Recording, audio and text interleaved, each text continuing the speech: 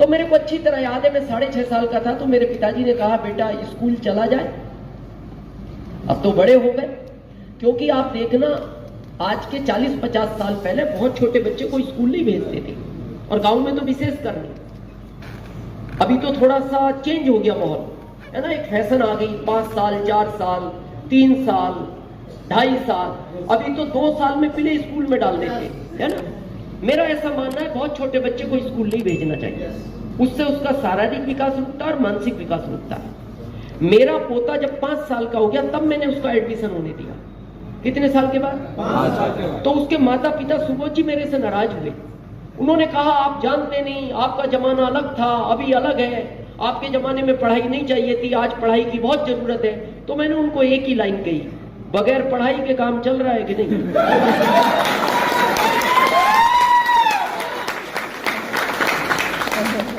ये कितना भी बड़ा ऑफिसर बन जाए, ये मेरी बराबर पैसा नहीं कमा सकता, ये कमा ही नहीं सकता। ये कितना भी बड़ा ऑफिसर बन जाए, ज्यादा ज्यादा क्या होगा, इसको ज्वाइन करेगा 75,000 सैलरी हो जाएगी, 1 लाख हो जाएगी।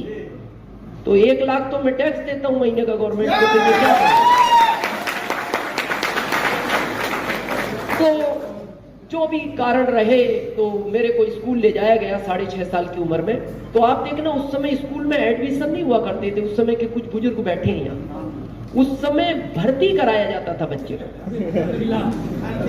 हाँ, भर्ती दाखिला होता था, और उस समय प्रिंसिपल नहीं हुआ करते थे, स्कूल में हेड मास्टर हुआ करते थे।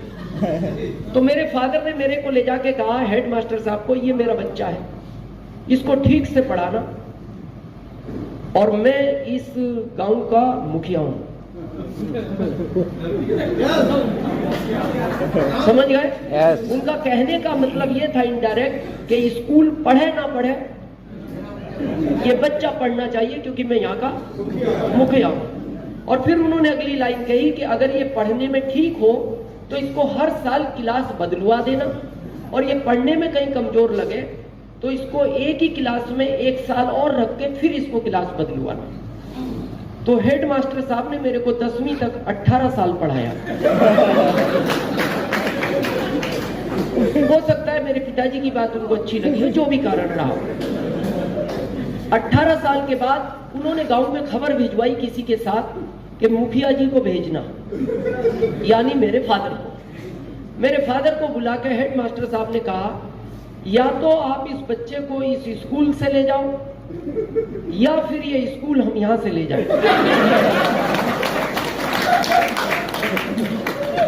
ये ताली बजाने लायक बात नहीं है।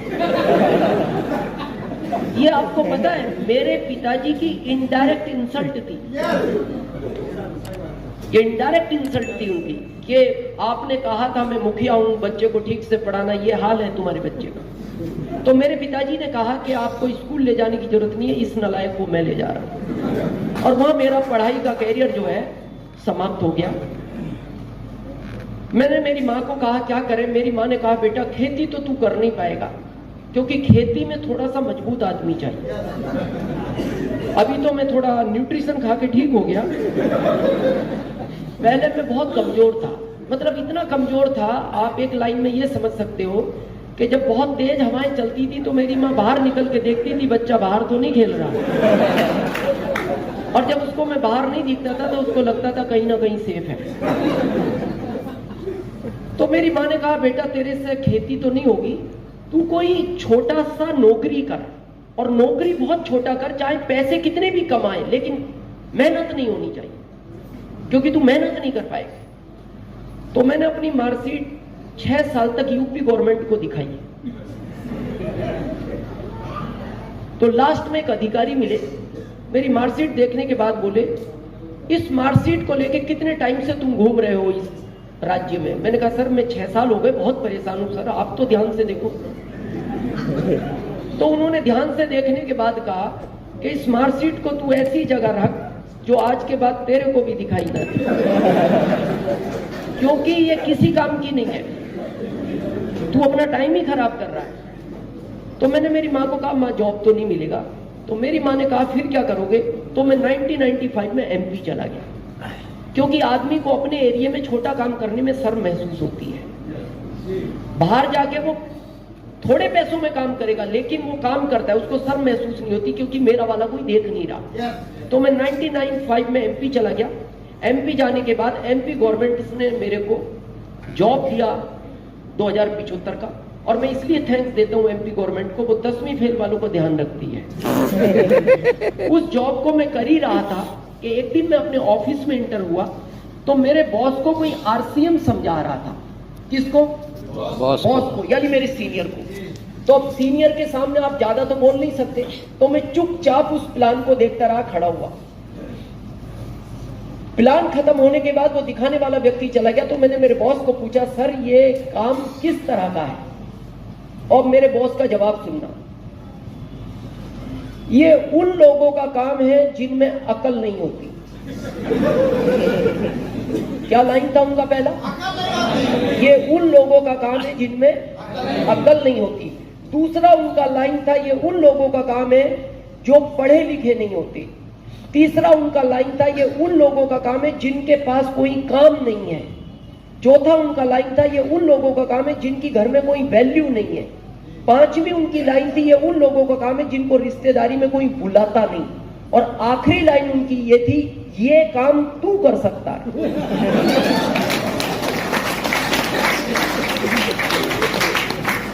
मतलब क्या था इसका? कि ये सारे गुण तेरे में पाए जाते हैं, इसलिए तू कर सकता है। तो मैंने उनको जवाब दिया, हाँ सर मैं करूंगा, और मैंने किया उसी समय स्टार्ट। लेकिन आपको आश्चर्य बताऊं, 3 साल पहले वो भी ज्वाइन हुए।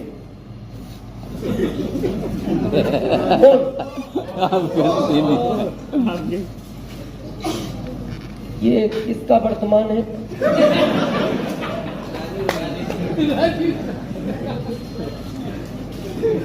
थोड़ा ध्यान रखें, जिसका भी वर्तमान में, ये आपका भविष्य बिगाड़ सकता है और कुछ नहीं। थोड़ा सा प्लीज अगली रो वाले ध्यान रखें। तो 3 साल पहले वो ज्वाइन हुए सुबोध जी, तो मैंने उनको वो लाइनें याद दिलाई। मैंने कहा सर आरसीएम ज्वाइन तो कर रहे हो, लेकिन ये उन लोगों का काम है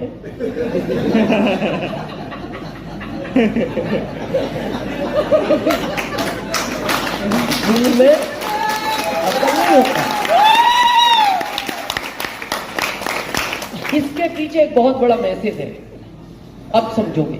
जो लोग आज भी आरसीएम में टाइम पास कर रहे हैं, जो लोग आज भी इसको करना नहीं चाहते, जो लोग आज भी इसके प्रति सीरियस नहीं है, जो लोग आज भी सोच रहे हैं कि मैं 2 साल बाद शुरू कर लूंगा, ये उन लोगों के लिए मैसेज है। जब मैंने उनको कहा कि सर याद करो वो 5 लाइनें जो आपने आरसीएम ज्वाइन करते टाइम मेरे को कही थी और आप इसको ज्वाइन करने जा रहे हो, उनका जवाब सुनना। उन्होंने कहा दिनेश मैं अच्छी तरह जानता हूं, शायद उन लाइनों ने मेरा जीवन खराब कर दिया।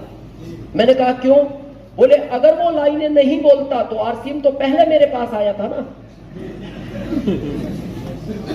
जॉब में मैं तेरा बॉस था, लेकिन उन लाइनों की वजह से आरसीएम में तू मेरा बॉस है।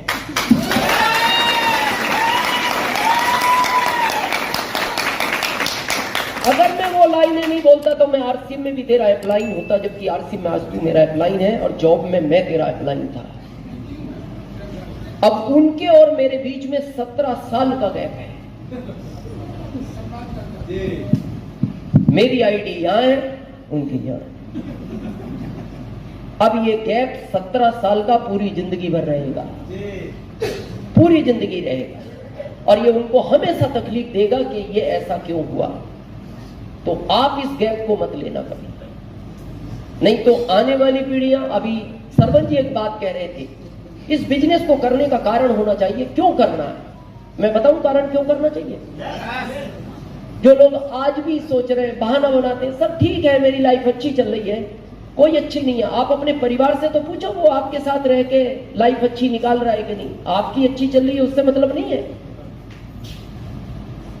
एक कड़वा सच है, लेकिन है सच। अगर आपकी इजाजत हो तो मैं कहूं, देवघर वालों कहूं, इस भारत में 80% महिलाएं आज भी अपने पति के साथ इच्छा से नहीं मजबूरी में रहती हैं।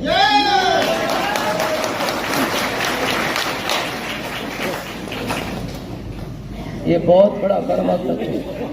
तो वो इच्छा से नहीं, मजबूरी में रहती है। और फिर आप कह रहे हो क्या जरूरत है आरसिंह की? अरे उस पत्नी से तो पूछो। और क्यों रहती है? भारत के संस्कारों में बनी है। एक बेटी की जब आप शादी करते हो ना, तो बार बार देखना, माता पिता उसको एक ही बार बात बोलते हैं, एक ही बात को रिपीट करते हैं बार बार, बेटा कुछ भी हो रहना वहीं है। इसलिए वो रहती है, वो मजबूरी है उसकी, क्योंकि माता पिता ने बोल दिया कुछ भी हो रहना वहीं है। अगर उसको शादी के टाइम ऑप्शन दे दिया जाता कि जब तक अच्छा लगे रहना, नहीं लगे तो छोड़ के बाहर आना। आपको क्या लगता है आप में 80% लोग सिंगल होते हैं? और ये पता है मैं बात क्यों कह रहा हूं? मैं भुक्तभोगी हूं।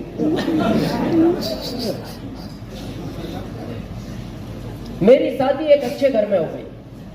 यू नो अच्छा घर, पैसे वाला। यानी जब मेरी पत्नी का जन्म हुआ तो जब उसकी आंख खुली तो उसके घर में कारें थी और बंगले थे। इसका कारण उसके पिताजी थे।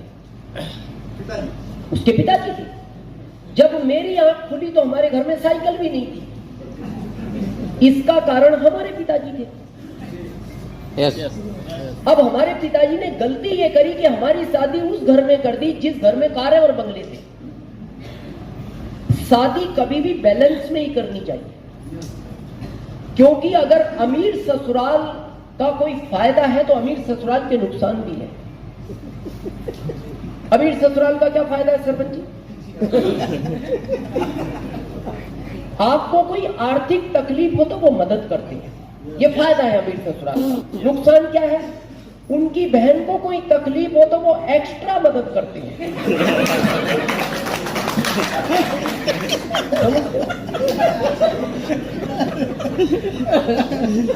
इसीलिए कभी भी अगर गलती से अमीर ससुराल मिल जाए तो वो पास में नहीं होनी चाहिए, वो डिस्टेंस से होनी चाहिए, दूरी होना चाहिए। पता है क्यों? कभी उनकी बहन उनके भाई को कोई शिकायत करे आपके बारे में तो आपको भागने का तो मौका मिलना चाहिए।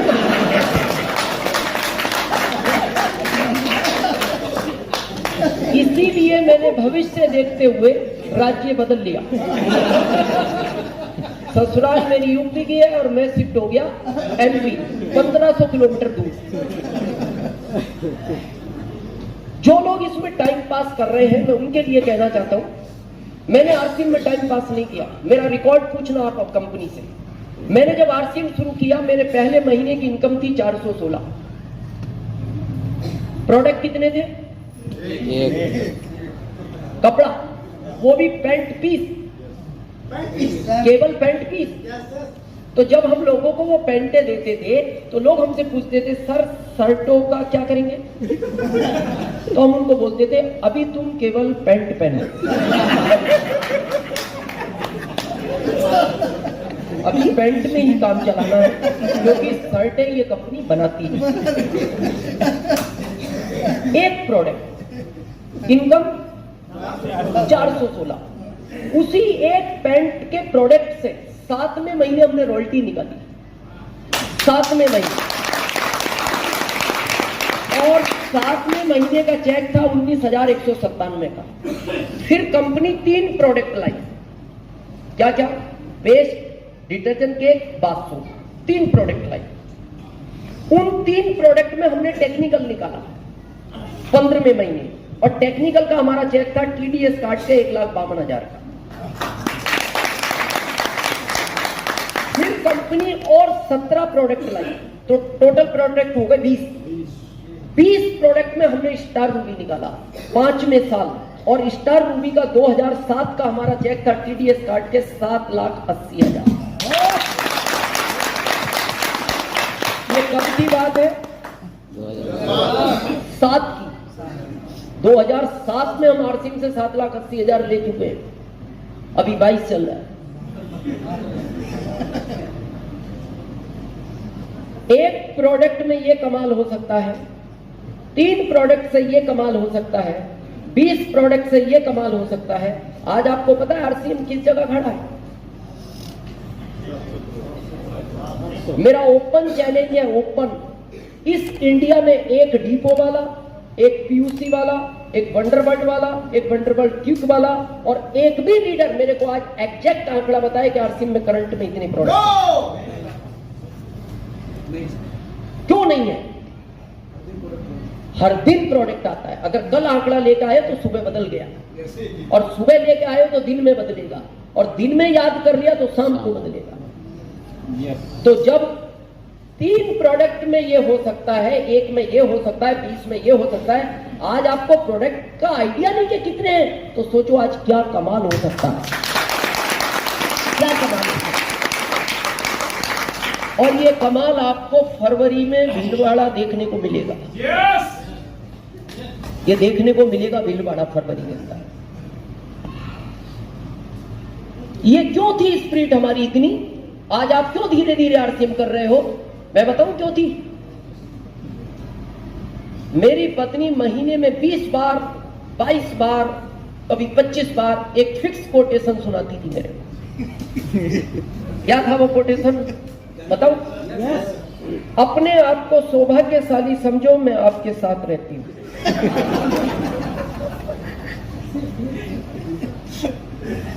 उसकी गलती नहीं थी। आदमी जब गरीबी से अमीरी की तरफ चलता है तो वो खुश होता है, लेकिन जो आदमी अमीरी से गरीबी की तरफ जाता है उसको तकलीफ होती है। तो मैं अपने जीवन में खुश ही इसलिए था, मैं तो नीचे से गुजर जा रहा था। उसको दुख इस बात का होता था वो वहां से इधर आ रही।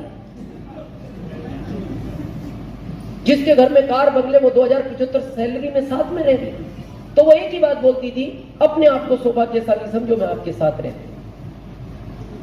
ये लाइन सुनना कभी पत्नी के मुंह से, बहुत सुकून मिलता है।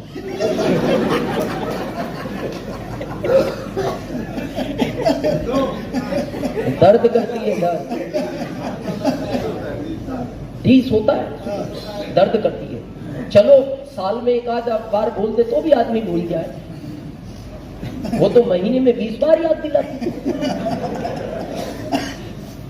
मेरा तेज काम करने का सिर्फ एक रीजन था, वो लाइन में जिंदगी भर नहीं सुनना चाहता था पत्नी के मुंह से। आज वो लाइनें बदल गई,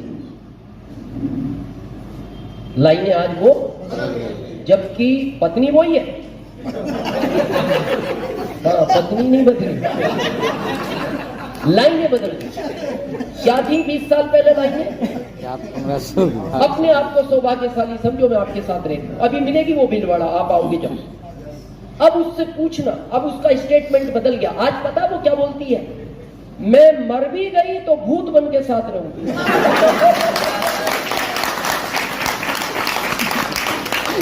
क्यों भाई? बन क्या? तुम तो रहना ही नहीं चाहती, अब भूत बन के भी साथ रहोगे? क्या हो गया ऐसा 20 साल में? मैं बताऊं क्या हो गया।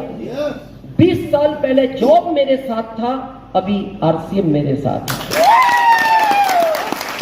ये था। तो जो लोग अभी भी बड़ा धीरे धीरे आरसीएम कर रहे हैं, टाइम पास कर रहे हैं, सीरियस नहीं है, तो मैं आपसे पूछना चाहता हूं, आप भी उन्हीं लाइनों का इंतजार कर रहे हो क्या सुनने का? कि पत्नी सुनाए तो हम भी अपनी स्पीड बढ़ाएं, और सुनाएगी और निकलने दो 5-7 साल। पत्नी, और पत्नी ने नहीं सुनाया तो बच्चे गारंटेड सुनाएंगे। आज ही पता है बच्चे क्या बोलते हैं? यहाँ बहुत सारे माता पिता बैठे होंगे। आज पता है बच्चा क्या बोलता है अपने माता पिता को? आपने मेरे लिए क्या ही क्या है। एक पिता अच्छा नहीं पहनता, बच्चे को पहनाता है, अच्छा नहीं खाता, बच्चे को खिलाता है, तब भी बच्चा बोलता है आपने मेरे लिए क्या किया है। दर्द होता है पिता को, तो पिता एक दिन उस दर्द को जब सहन नहीं कर पाता तो वो बोलता है बेटा क्यों नहीं किया, मेरी हैसियत से बढ़ के किया है तुम्हारे लिए तो मैंने। तो फिर वो बच्चा बोलता है क्या नया किया, ये तो दुनिया करती है। और सोचो अगर ये नहीं किया, और वो बच्चा जब 20-25 साल 30 साल का होगा तो वो आपसे एक प्रश्न पूछेगा, पापा ये जो पड़ोसी का 5 करोड़ का बंगला है, इसमें जो 1 करोड़ की कार खड़ी रहती है, ये आदमी काम क्या करता है? जवाब नहीं दे पाओगे बच्चे को, आवाज ही बदल जाएगी।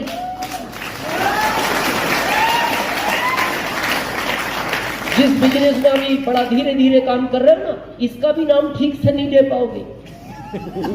जब वो बच्चा कहेगा पापा ये क्या कर रहे, तो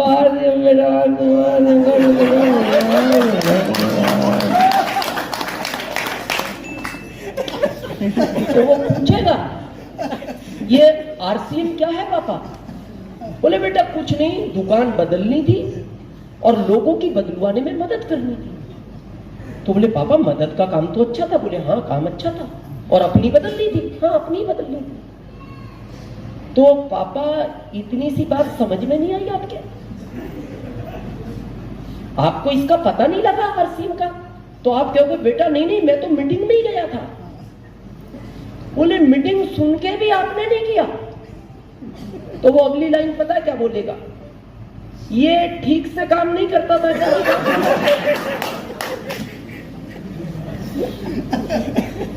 ये काम नहीं करता तभी तो नहीं किया आपने। और अगली लाइन वो बोलेगा जो मैं बोलना नहीं चाहता, शायद जिसको सुनने के बाद आप रात का खाना नहीं खा पाओ।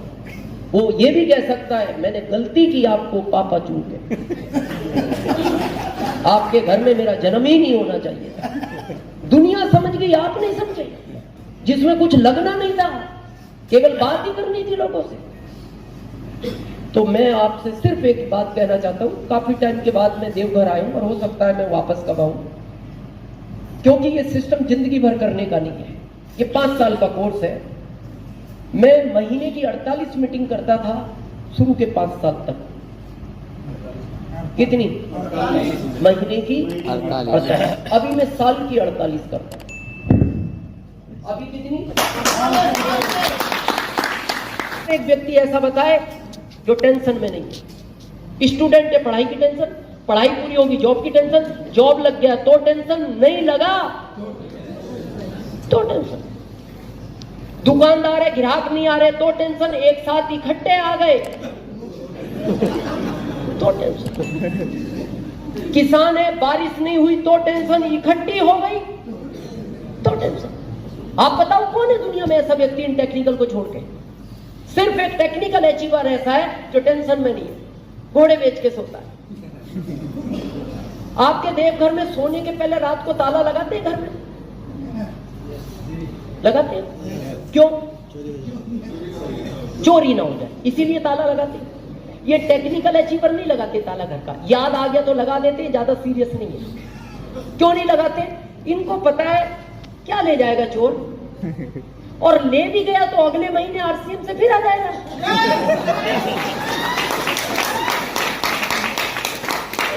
क्या घर से लगाया जो चला गया? गीता जी वाला संदेश क्या लाए थे? लेके जाओगे, क्या पाया जो खो दिया? क्या लगाया आपने आरसीएम में जो खो दोगे? लेकिन आज तक आरसीएम वाले के घर चोरी नहीं हुआ, ये रिकॉर्ड है। पता है क्यों? चोरी भेद से होता है। आदमी पहले उसके बारे में पता लगाता है, ये घर में कितने लोग रहते हैं, कब आते हैं, कब जाते हैं, कौन कब तक जागता है, कब सोता है। तो जब वो इसका पता लगाता है तो इसके घर पता है चोर क्यों नहीं आता? उसको एक ही बात का टेंशन होता है, जाग गया तो प्लान दिखाएगा।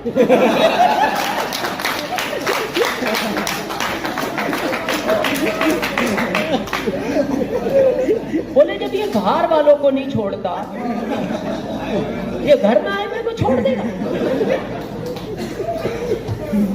तो जीना चाहते हो ऐसी life, tension free life, money freedom, time freedom चाहते हो?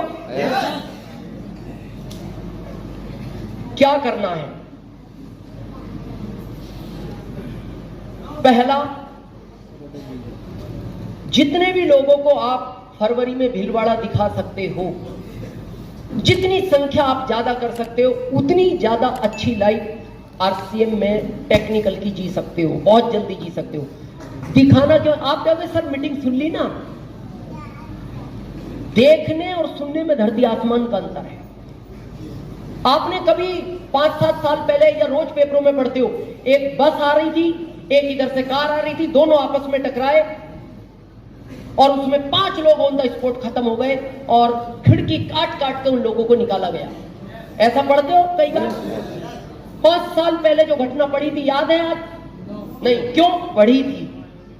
पर आप किसी चौराहे पे जाओ और आपके सामने बस आए, भगवान ना करे कोई कार उससे टकराए, 5 लोग ऑन द स्पॉट मर जाएं, चिल्ला रहे हैं, आप खिड़कियां तोड़ रहे हो, निकाल रहे हो, उस घटना को आप जिंदगी भर नहीं भूल सकते। वो ही घटना फरवरी में भीलवाड़ा होने जा रही है। उस घटना को जो देख आया उसको आरसीएम में बड़ी पिन आने से दुनिया रोक नहीं सकती। वो घटना होने जा रही है। तो चाहते हो ऐसा जीवन? क्या करना है समझे? अच्छा 10-12 मिनट बात कर सकते हैं पीछे वालों? देखो, भारत का समझदार आदमी वही है जितना खर्च किया उसको वसूल करो। नियम तो यही बनता है, तो इतना तो वसूल करो, 150 तो करें 10 मिनट। तो चाहते हैं टेक्निकल जैसी life, time freedom, money freedom? आप भी बनाना चाहते हैं 32,500 स्क्वायर फीट में घर? आप भी चाहते हैं 50 लाख की कार घर में लाना? तो क्या करना है समझ लें। पहला डिसीजन लें। किसका? खुद का। पहला डिसीजन खुद का। जिंदगी में मैं आरसीएम की बात नहीं कर रहा, बहुत ध्यान से सुनना, 5-10 मिनट। जब भी कोई काम स्टार्ट करो दुनिया का, आरसीएम नहीं, अकेले रूम में बैठ के दिल को पूछो, जो काम मैं करना जा रहा हूं इससे मेरा फायदा है या नहीं। दूसरा पूछो, जिस काम को मैं करने जा रहा हूं इसकी वजह से लोगों का फायदा है या नहीं। दिल कहे काम में तेरे को फायदा है, लोगों का नुकसान है, उस काम को कभी मत करना। दिल कहे तेरा कुछ नहीं मिलेगा, लोगों को फायदा है, तो भी करने का क्या मतलब है जब आपको नहीं मिलेगा। लेकिन दिल कहे तेरा फायदा है, तेरे से ज्यादा लोगों का फायदा है, उस काम को दुनिया मना करे, कभी रोकना मत। लेकिन डिसीजन खुद का। हम क्या करते हैं, बाहर जाके पूछते। मैं कॉमन सेंस की बात पूछता हूं। आपको बहुत बड़ा डॉक्टर बनना हो तो आपको टीचर से मिलना चाहिए कि मैं डॉक्टर बनना चाहता हूं, आप मेरे को राय दो। किससे मिलना चाहिए? डॉक्टर। ये जानते हो इतनी बात? सभी जानते हो? आपको टीचर बनना हो तो किससे मिलना चाहिए? टीचर से। टीचर। जानते हो ना इतनी बात? अब आरसीएम में अमीर बनना है तो किससे मिलना चाहिए? ये अगली रो में जितने अमीर लोग बैठे, और हम यही गलती करते हैं, इन अमीरों से आरसीएम समझ के जाते हैं। बाहर एक रिक्शा वाले को कहते हैं मैंने आज मीटिंग सुनी, गजब का बिजनेस है, कर लूं क्या? वो कहता है पागल है, रिक्शा चला, बहुत स्कोप है। उसकी गलती नहीं है क्योंकि वो रिक्शा चलाना जानता है। किससे मिलने?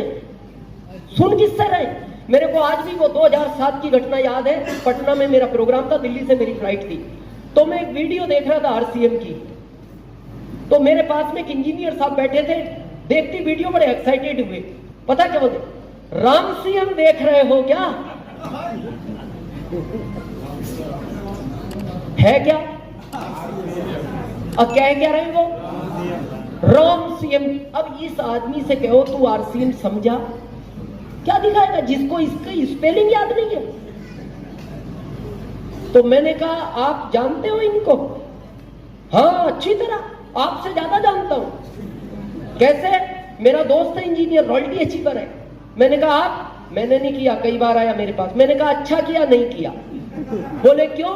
मैंने कहा हम राम सीएम नहीं, हम भोले शंकर देख रहे हैं।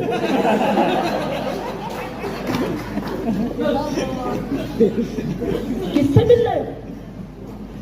ये बात पता है मैं क्यों कह रहा हूं? हम ज्यादातर अपने मिलने वालों से राय लेते। मैंने ली, मैं प्रैक्टिकल बात करता हूं हमेशा। सबसे पहला फोन मैंने मेरी मां को लगाया। मां मेरी यूपी, मैं एमपी।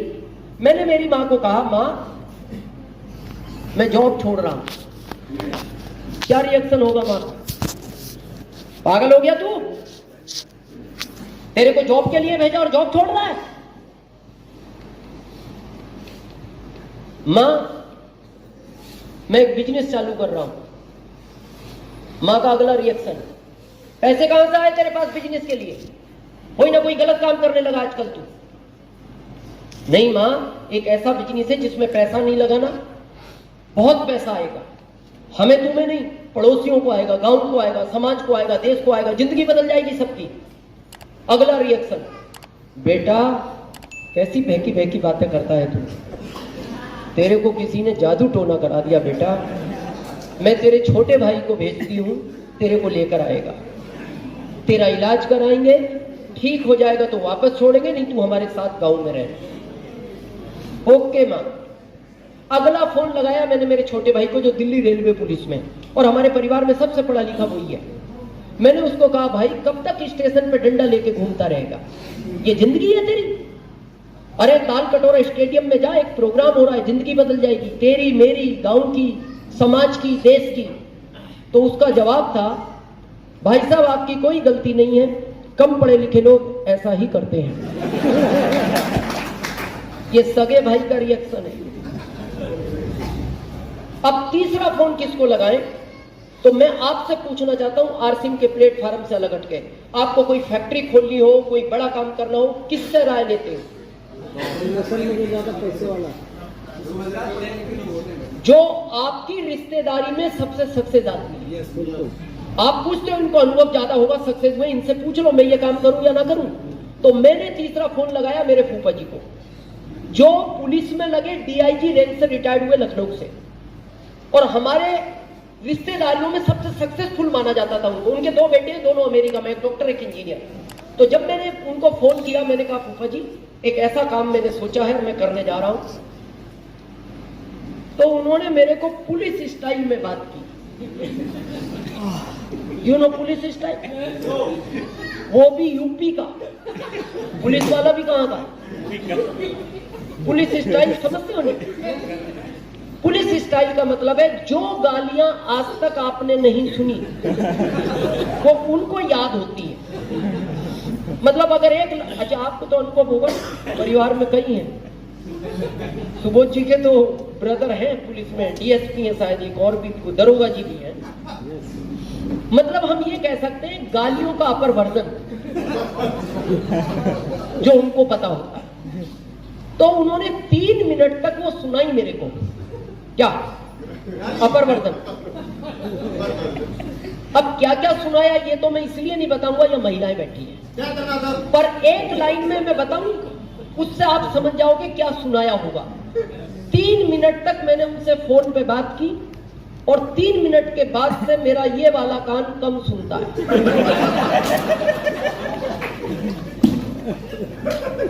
अब आप समझ गए होंगे उन्होंने क्या क्या कहा हो। उसके बाद मैंने मोबाइल से सिम निकाली, उस सिम के 3 टुकड़े किए। कितने? क्योंकि 3 लोगों से बात की, डस्टबिन में डाली, और मैं उदास हो गया। मैंने कहा दिनेश काम ठीक नहीं है, मदर विरोध में है, भाई विरोध में है, फूफा जी विरोध में, फिर समझाएंगे किसको? मेरे दिल ने मेरे से पूछा तू पागल है? मैंने कहा क्यों? अरे तेरे को करना है तो कर, नहीं करना मत कर, फोन क्यों करता है? तू अपने आप से पूछ किस काम को मैं कर रहा हूं, ये सही है कि नहीं? मेरी जिंदगी बदलेगी, मेरी वजह से लोगों की जिंदगी बदलेगी। अगर काम सही है तो तू फोन मत कर, भले मत कर, लेकिन अब किसी को फोन मत कर। और यहां तक कि मेरे दिल ने कहा तेरी पत्नी से भी मत पूछना, और नहीं पूछा मैंने आरसीएम शुरू किया। और मैं आज ये ईगो में नहीं, गर्व के साथ कहना चाहता हूं, मेरे इस दुनिया में जितने भी रिश्तेदार हैं, भारत में नहीं दुनिया में जितने भी रिश्तेदार हैं, उन सब में सबसे अमीर आदमी आज मैं हूं। तो आज के बाद डिसीजन किसका लोगे? खुद का। खुद का। नहीं करना तो भी लो, नहीं करना तो अब आना ही नहीं मीटिंग में, नहीं करना आरसीएम आज से बंद करो। करना है तो दुनिया भी मना करे, फिर रुकना मत, डिसीजन अपना। क्लियर है? सेकंड, विश्वास होना चाहिए आपको किस पर? खुद पर। पहला कि मेरी अपलाइन साथ दे या ना दे, मैं स्टार मूवी बनूंगा। मेरी लाइफलाइन ये साथ देना दे, मैं दूसरे प्रदेश में करूंगा, मैं बनूंगा। दूसरा विश्वास इस सिस्टम पर जिसने करोड़ों लोगों की जिंदगी बदली है, मेरी भी बदलेगा। तीसरा विश्वास उस पर। जितने लोगों को बुलाया था आए हैं सब? क्यों नहीं आए? उसकी बगैर मर्जी के इस दुनिया में पत्ता नहीं हिलता।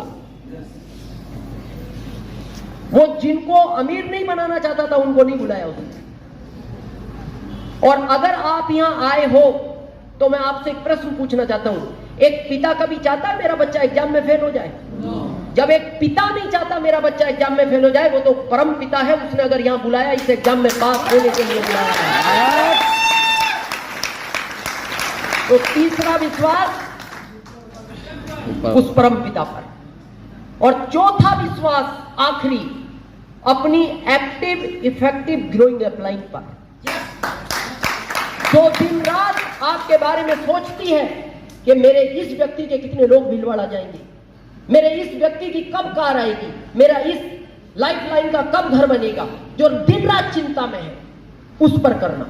क्योंकि दुनिया में दो अपलाइन है जो कभी आपका बुरा नहीं सोच सकती। ध्यान से सुनना, एक तो आपकी जिंदगी की पहली अपलाइन आपकी मां, और दूसरी अपलाइन इस सिस्टम की।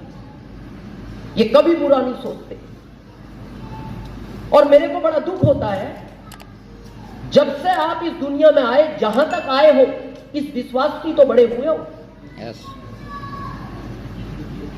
और जिस सिस्टम से आपकी जिंदगी बदल सकती है उस पर आपको विश्वास नहीं। आपने होश संभाला, आपकी मां ने आपको क्या कहा, बेटा ये मामा है तुम्हारे,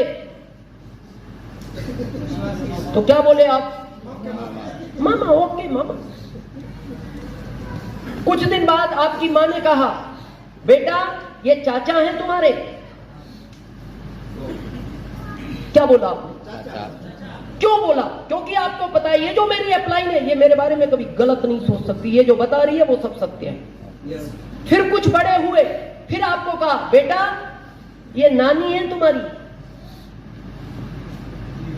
नानी। फिर थोड़े बड़े हुए, फिर आपको कहा गया, बेटा पापा सिर्फ यही है।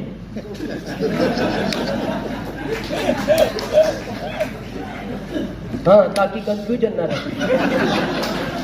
अब मैं आपसे पूछना चाहता हूं, आपने कभी अपनी मां से कहा, मां मेरे को थोड़ा सा डाउट हो रहा है?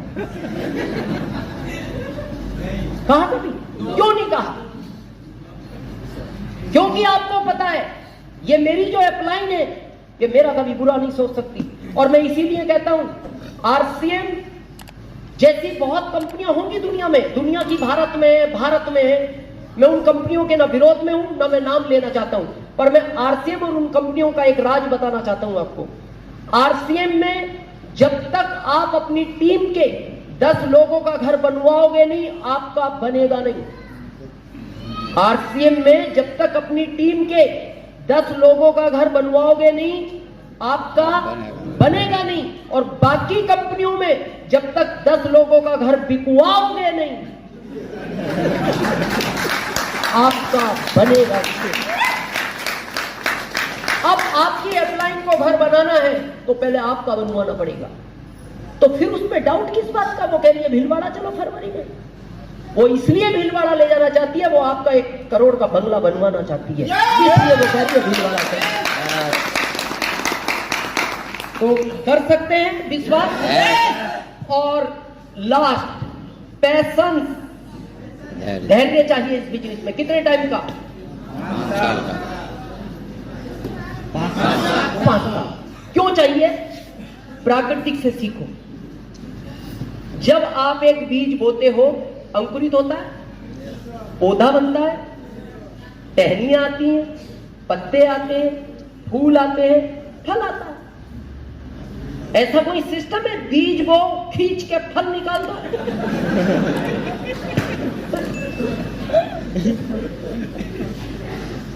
और हम में पैशंस नहीं है। अभी आप देखना, यहां से बाहर निकलोगे ना, कुछ लोग मिलेंगे, आरसीएम कर रहे हो क्या? हाँ, आरसीएम कर रहे हैं, बड़ा धीरे धीरे चलता है, धीरे धीरे चलता है। हमारे में आओ, बहुत तेज चलता है। बोले कैसे चलता है? आओ जाओ।